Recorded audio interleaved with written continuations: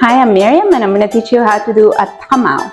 The Tamau is the Tahitian hip sway. And you can do it a little faster, you can do it a little slower. In some schools, they're going to teach you with your feet straight forward. Here, I'm going to teach you with your toes slightly out. And we're going to do deep bending in our knees. Deep bending, making sure that your shoulders, hips, and ankles are aligned when you bend deep.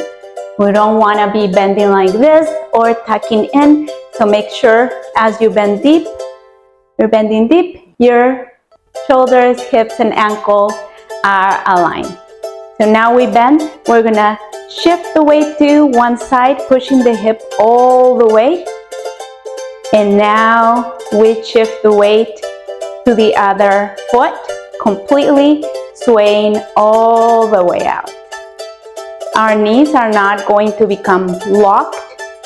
Just keep shifting the weight, swaying, and keeping your back very straight. Go inside. I'm going to turn this, I feel like that on the way. But we're not stretching the knee completely. Not stretching the knee completely.